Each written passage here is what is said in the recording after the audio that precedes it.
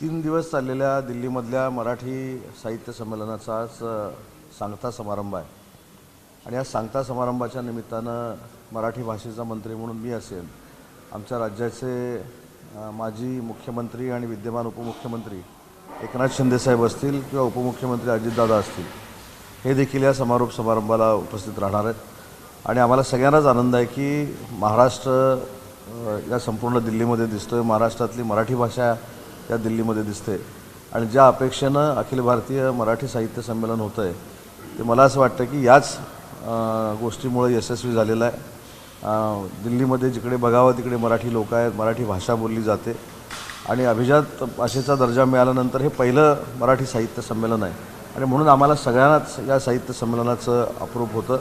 अतिशय चांगल्या पद्धतीनं नरेंद्र मोदी साहेबांनी देखील उद्घाटनाच्या निमित्तानं आम्हाला सगळ्यांना मार्गदर्शन केलं आणि अभिजात भाषेचा दर्जा मिळाल्यानंतर अजून काही करता येईल का यासाठी शासन म्हणून आम्ही प्रयत्नशील राहणार आहोत। साहित्य संमेलनामध्ये अनेक लोकांच्या नियोजनाच्या बद्दल तक्रार आहे, कारण अनेक ठिकाणी जेवण व्यवस्थित नाही आहे, कसं आहे की VIP कल्चर या ठिकाणी आलेलं आहे। VIP लोकांना वेगळं जेवण, सर्वसामान्यांना वेगळं जेवण, साहित्यकांना वेगळं जेवण, तर कोणतीच तरी भेद करायला नको होता असं लोकांचं म्हणणं आहे। या बाबतीमध्ये मला असं वाटतं की अखिल भारतीय साहित्य मंडळ आणि सरहद्द संस्था यांनी हे नियोजनाची जबाबदारी घेतलेली होती। शासनाकडनं जे जे काही त्यांनी अपेक्षा केली त्या सगळ्या शासनानं एक पाऊल पुढे येऊन पूर्ण केलेलं आहे। मला एकंदरीत त्यातली माहिती नाही की नक्की नियोजनामध्ये काय परिस्थिती राहिलेली आहे ती, पण मी नक्की आजच माहिती घेईन आणि भविष्यामध्ये अशा त्रुटी राहणार नाहीत मंडळाकडनं किंवा संयोजकांकडनं, हा शासन म्हणून आमचा देखील प्रयत्न राहील। इंद्रजित बंगेराव नियोजनामुळे नाराज झाली आणि ते जाऊन निघून गेल्याची वेळेवर कार्यक्रम झाला नव्हतं। कवी जे आहे, जे प्रोग्रामर्स आहेत त्यांनी वेळेवर सगळं नियोजन केलं नाही, त्याच्यामुळे ते निघून गेले आणि ते कवी संमेलनाचे अध्यक्ष। या त्रुटी जर राहिल्या असतील तर त्या मला असं वाटतं की त्याच्याकडे दुर्लक्ष करून चालणार नाही, भविष्यामध्ये हे होणार नाही याची दक्षता घेतली पाहिजे। एक साधं उदाहरण मी सांगतो की मला नियोजनाच्या निमित्तानं जेव्हा मी इथं आलो त्यावेळी असं सांगण्यात आलं की व्यासपीठावर मराठी भाषेचा मंत्री म्हणून तुम्हाला बसण्यासाठी आम्ही PMOकडे विनंती केलेली आहे, परंतु माजी संमेलनाध्यक्ष जे होते रवींद्रजी शोभणे यांना व्यासपीठावर घ्यावं की न घ्यावं याच्यावर शंका कुशंका सुरू आहे। तर मी त्यांना असं सांगितलं की माझ्यापेक्षा त्या व्यासपीठावर रवींद्र शोभणे असणं आवश्यक आहे आणि दुसरं मी विनोदानं असं सांगितलं की माझं नाव उदय रवींद्र सामंत आहे, यातला एक रवींद्र वर बसला तर माझी संमेलनामध्ये व्यासपीठावर बसायची हौस संपली असं तुम्ही समजा आणि रवींद्र शोभणेंचं नाव टाका। मला असं वाटतं की आमच्यासारख्याने देखील थोडं समजून घेतलं पाहिजे की व्यासपीठावर जाणं, आम्हाला मान सन्मान देणं, आमचा राजशिष्टाचार पाळणं हे अशा संमेलनामधनं आम्ही गृहीत धरावं का। आणि म्हणून मराठी भाषेचा मंत्री म्हणून मी माझ्यापासूनच सुरुवात केली आणि मी संमेलनाध्यक्षांचं एक भाषण किंवा मुलाखत एक ऐकली होती आणि त्याच्यामध्ये त्यांनी प्रामाणिक त्यांचं मत मांडलं होतं की साहित्यिकांची जागा ही राजकारण्याने घेऊ नये। म्हणून आपल्याला आठवत असेल की त्या पहिल्या दिवसाच्या एका परिसंवादामध्ये देखील माझं नाव होतं आणि मी खरोखरच साहित्यिक नाही, मी नाही पुस्तक लिहिलं आहे, नाही मी कविता लिहिलेली आहे, नाही मी साहित्यावर बोलू शकतो, त्याच्यामुळे त्या कार्यक्रमाला मी जाणीवपूर्वक येणं टाळलं आणि म्हणून म्हटलं की माझ्यासारखंच असं म्हणत नाही, पण काही लोकांनी समंजसपणा जर घेतला तर ह्याच्यातनं काही गोष्टी होत नाहीत, परंतु साहित्यिकांचं जे नियोजन आहे किंवा साहित्य संमेलनाचं जे नियोजन आहे त्याच्यामध्ये त्रुटी राहू नयेत या मताचा मी नक्कीच आहे। संमेलनामध्ये एक ठराव पास आज होणार आहे, त्याच्या बाबतीत काल एक बैठक झाली, त्या बैठकीत मराठवाडा साहित्य परिषद यांनी 3 ठराव बोलले, त्याच्यातला एक ठराव म्हणजे परभणी आणि मस्साजोग या सगळ्यांना घेऊन होतं, जे महामंडळ आहे त्यांनी ते एक्सेप्ट केलं नाही। समाजावर अत्याचार कशा प्रकारानं होत आहे त्या ठरावामध्ये प्रामुख्यानं आणि परभणीच्या घटनेचा उल्लेख होता, मात्र मराठवाडा साहित्य परिषदेने दिलेला हा ठराव महामंडळानं स्वीकारलेला नाही। महामंडळाची महामंडळानं तो स्वीकारावा की न स्वीकारावा हा त्यांचा स्वायत्त अधिकार आहे, परंतु या ठरावाच्या पलीकडे जाऊन सांगतो की संतोष देशमुखच्या बाबतीमध्ये मस्साजोगला जो काही प्रकार घडला त्याचं कोणीही समर्थन केलं नाही, त्याच्या आरोपींना कुठच्याही परिस्थितीमध्ये फाशी झाली पाहिजे ही आमची पक्ष म्हणून देखील भूमिका आहे, शिंदेसाहेबांची देखील भूमिका आहे। आणि दुसरा ठराव जो जातीपातीच्या संदर्भातला घातला जातो आहे ती देखील शासन म्हणून आमची जबाबदारी आहे। ठराव घ्यावा न घ्यावा याच्यावर मी बोलणं एवढा मोठा नाही, कारण मी काही बोललो तर त्याची परत साहित्य संमेलनाच्या निमित्तानं ब्रेकिंग होऊ शकते. परंतु महाराष्ट्रामध्ये जातीपातीचं राजकारण असू नये, जातीपातीला कोणी बढावा देऊ नये ही भूमिका जर त्यांची असेल तर ते ठराव घातला काय किंवा न घातला काय आम्ही त्याच्याशी सहमतच आहोत. ठरावातील हा मुद्दा होता की राजाश्रय दिला गेलेला आहे. जे आरोपी आहेत त्याच्यामध्ये धनंजय मुंडे यांच्याकडनं राजाश्रय दिला जातो आणि तो व्यक्ती पदावरती आहे. अशा परिस्थितीमध्ये न्याय दिला जाऊ शकतो. राजाश्रय हा सगळ्यात महत्त्वाचा मुद्दा यामध्ये पाहायला मिळतो. नाही, मी म्हणूनच सांगितलं की त्यांच्या भूमिकेवर मी आक्षेप घेणं एवढा मोठा नाही किंवा मी त्याच्यावर बोललो तर परत साहित्यामध्ये राजकारणी आलं असं पद्धतीनं वातावरण निर्माण होईल. आता साहित्यामध्ये राजकारण्यांनी यायचं की राजकारण्यांमध्ये साहित्यिकांनी यायचं हा प्रत्येकाचा इंडिव्हिज्युअल प्रश्न आहे.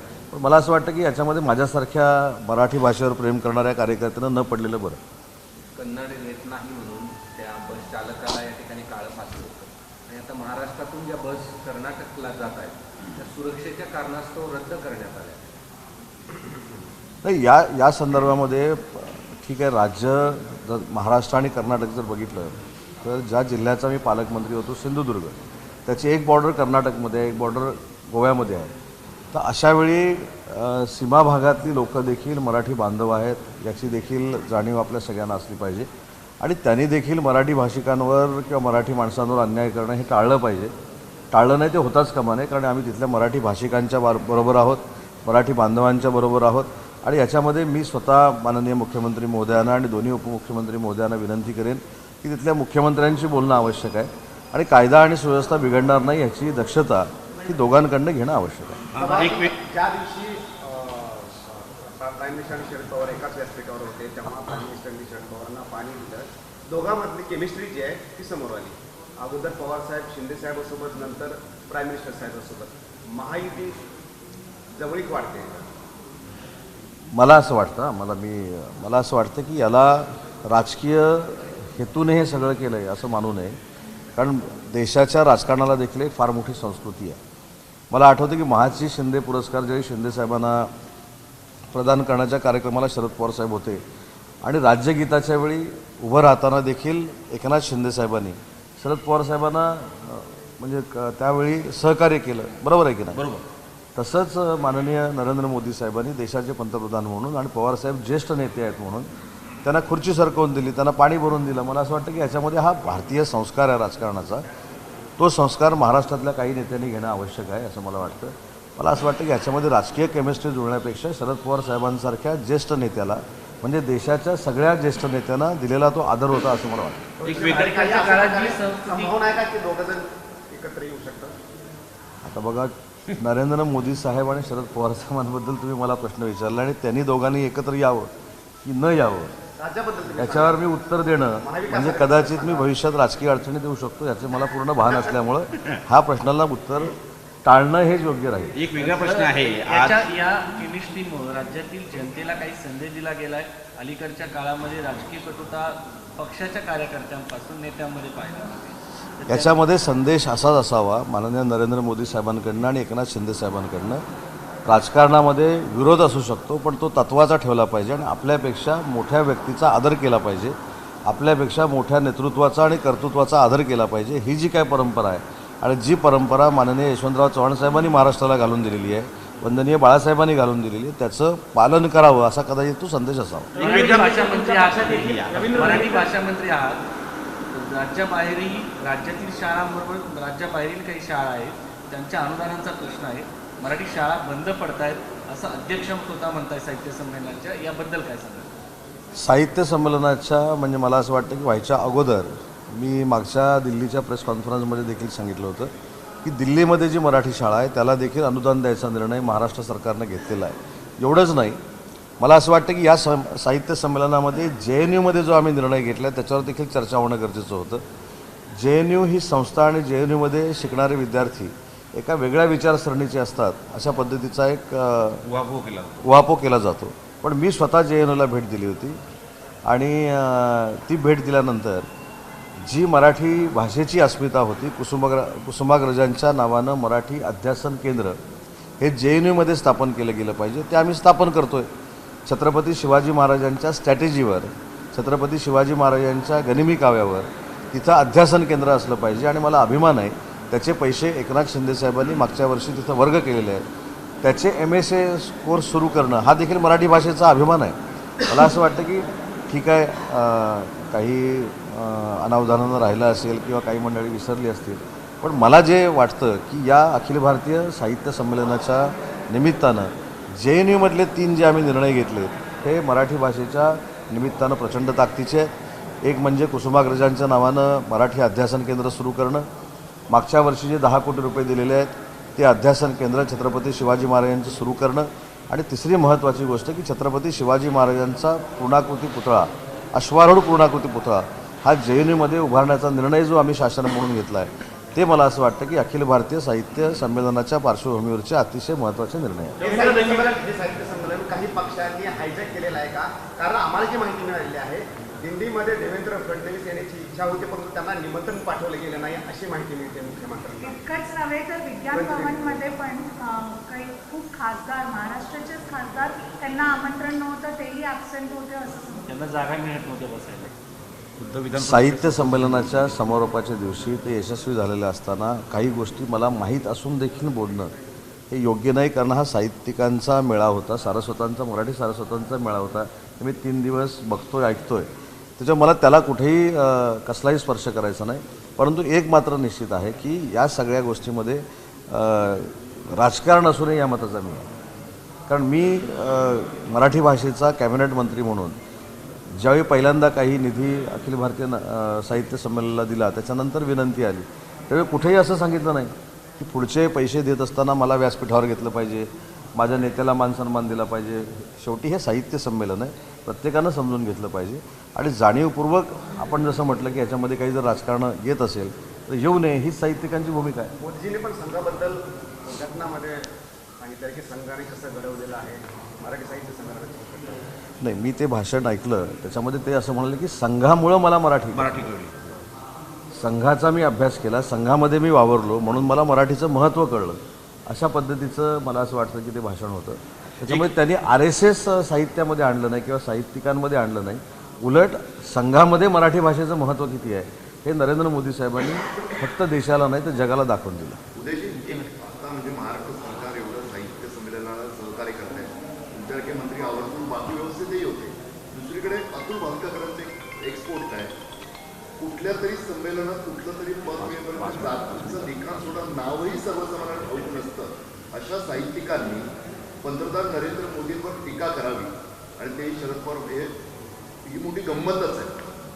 हे कितपत म्हणजे एक प्रकारे साहित्य संमेलनाच्या अध्यक्षा तारा वाळकर यांचं नाव न घेता सत्ताधारी पक्षाचे तुमच्या महायुतीचे एक नेते अशा प्रकारे टीका करतात. नाही, अतुल भातखळकरांना हे का लिहिलं हे त्यांना विचारावं लागेल. कारण शेवटी मी मगाशी एक वाक्य असं म्हटलं की साहित्य संमेलनाच्या पार्श्वभूमीवर अनेक गोष्टी मराठी भाषेचा मंत्री म्हणून मला माहिती आहेत, परंतु त्या मी साहित्य संमेलनाच्या सगळ्या ह्याच्यामध्ये आणणं योग्य आहे का, तर त्याचं उत्तर नाही असं आहे. आणि म्हणून जे साहित्यिक आहेत हे महाराष्ट्राची मराठी भाषा, मातृभाषा जी आहे ही 7 समुद्रापलीकडे नेण्याचं काम करत आहेत. त्यांना आम्ही सगळ्यांनी मिळून सहकार्य केलं पाहिजे. आणि भविष्यामध्ये जे संयोजक असतील, जे निमंत्रक असतील, जे आयोजक असतील, त्यांना विश्वासात घेऊन सांगितलं पाहिजे की महाराष्ट्राची संस्कृती आपण सगळ्यांनी जोपासली पाहिजे. सर, एक वेगळा प्रश्न आहे. भारत पाकिस्तानची मॅच आहे आज आणि सगळ्या भारताचं लक्ष त्याच्याकडे लागलं. तुम्हाला काय वाटतं सर? मला काल हा प्रश्न काही मंडळींनी विचारला होता की भारत पाकिस्तानच्या मॅचचं काय. खरं तर तुमच्या माध्यमातून गेली वर्ष दीड वर्ष भारत पाकिस्तानच राजकीय चालू आहे. पाकिस्तानचा खेळाडू काहीतरी बोलतो आणि त्याच्यावर भारताचे आम्ही खेळाडू मात करतो, अशा पद्धतीचं चित्र गेले वर्ष दीड वर्ष या महाराष्ट्रामध्ये आहे. आणि म्हणून आजही मला खात्री आहे की टीम इंडिया पाकिस्तानवर मात करून जिंकेल, चांगल्या फरकानं जिंकेल. आणि जी काय आपल्या भारतीयांची अपेक्षा आहे, हिंदुस्थानमधल्या लोकांची अपेक्षा आहे की आम्ही जिंकलं पाहिजे, ती सगळी टीम जिंकून दाखवेल. पण शेवटी तो खेळ आहे, त्याच्यामध्ये खेळामध्ये हारजीत असते. पण मला कॉन्फिडन्स आहे, आपल्या सगळ्यांना कॉन्फिडन्स आहे की नक्की टीम इंडिया जिंकेल. राष्ट्रीय विकेट घेण्यामध्ये माहेर आहात. नाही, राष्ट्रीय पण 3 मार्चपासून साहित्य आपलं अर्थसंकल्प अधिवेशन सुरू होतंय, त्या अगोदर धनंजय मुंडे यांचा राजीनामा होईल का, महायुतीतले घटक पक्ष म्हणून हा प्रश्न. मला असं वाटतं की साहित्य संमेलनाच्या संदर्भातली ही पत्रकार परिषद आहे, त्याच्यामुळे साहित्य संमेलनामध्ये राजकारण नको असं साहित्यिकांनीच सांगितलेलं आहे.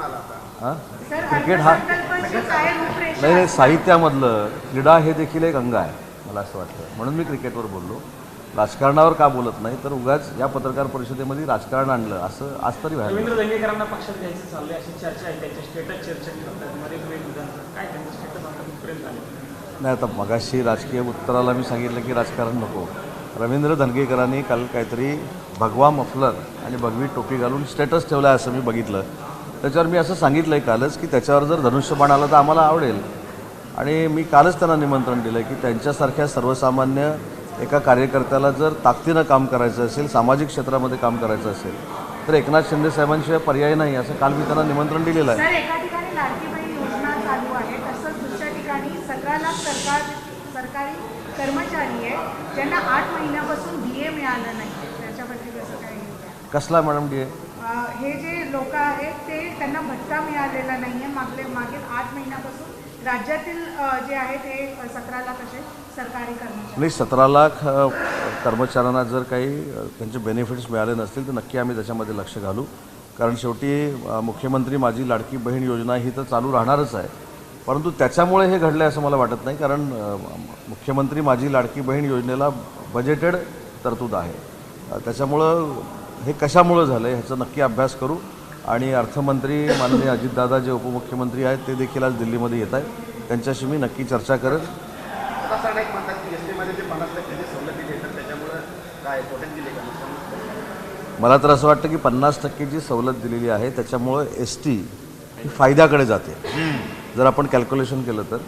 कारण त्यावेळी महिला भगिनींचा प्रवास करण्याचा जो ओघ होता हा फार कमी होता, पण 50%चं सवलत दिल्यानंतर प्रचंड महिला भगिनी शहराकडे येऊन त्यांच्या आरोग्याच्या समस्या असतील, त्यांच्या खरेदीच्या काही समस्या असतील या त्याच्यातनं पूर्ण करायला लागलेल्या आहेत. त्याच्यामुळे मला असं वाटतं, मला आता मंत्री म्हणून मी काय त्याचा अभ्यास केला नाही, परंतु महिलांसाठी 50% आपण जे तिकीट माफ केलेलं आहे त्याचा फायदा नक्की STला होणार आहे. पण मंत्री महोदयांनी याचा अभ्यास केला नाही का? हे नाही मी अभ्यास केला नाही असं म्हटलं, मंत्र्यांनी एवढा अभ्यास मी केलेला नाही. पण मला एक त्रयस्थ म्हणून जे वाटतं त्याच्यामध्ये जो एकनाथ शिंदे साहेबांनी जो निर्णय घेतलेला होता तो योग्य होता असं माझं मत आहे. सर संजय राऊतांनी आता पत्रकार परिषद घेतली, त्याच्यामध्ये त्यांनी असं म्हटलंय की एकनाथ शिंदे हे घाबरलेला माणूस आहे, त्यांनी स्वतःचा पक्ष काढावा आणि 5 तरी आमदार निवडून आला. ते जर घाबरले असते तर 2.5 वर्षापूर्वी गुवाहाटीला गेले असते का? ते घाबरले असते तर सुरतला गेले असते का? ते घाबरले असते तर माझ्यासारख्याला उद्योगमंत्री त्यांनी केलं असतं का? मराठी भाषेचा मंत्री मला केलं असतं का? सगळ्यात महत्त्वाची बाब की एखादी रिक्षा चालवणारी व्यक्ती महाराष्ट्र राज्याची मुख्यमंत्री होते, हाच कोणाला आक्षेप असू शकतो, पोटसूळ असू शकतो. मी स्वतः बनू शकलो नाही असा कदाचित पोटसूळ असू शकतो, पण एकनाथ शिंदे साहेबांचं नेतृत्व हे महाराष्ट्राला सर्वमान्य आहे. देशपातळीवर त्यांची दखल घेतली जाते, दिल्लीच्या तख्तावर देखील त्यांचा सत्कार झालेला आहे. म्हणून मला असं वाटतं तुम्ही बघा 1.5-2 वर्षामध्ये सकाळी उठून एकनाथ शिंदे साहेबांवर टीका झाली नाही, एकनाथ शिंदे साहेबांची बदनामी झालं नाही असं एकही दिवस गेलं नाही. आणि म्हणून मी अनेक वेळा सांगितलं अरे एका माणसाला तुम्ही किती टार्गेट करणार आहे, पण त्यांचं देखील कौतुक केलं पाहिजे. ह्या सगळ्या घाणेरड्या टीकेला ते अजिबात उत्तर देत नाहीत, कामानं उत्तर देतात. त्याच्यामुळं अजून समोरचा माणूस हे होतो की हा काय बोलत नाही, तो कामानं उत्तर देतो, म्हणून हे अनरेस्ट झालेले आहेत. आणि अनरेस्ट जे झालेले आहेत त्यांच्याबद्दल बोलावं असं मला वाटत नाही. जे भविष्याच्या 25 वर्षामध्ये आता सत्तेत महाराष्ट्रात येणार नाहीत त्यांच्यावर चर्चा करावी असं माझं मत नाही. ABP माझा, उघडा डोळे बघा नीट.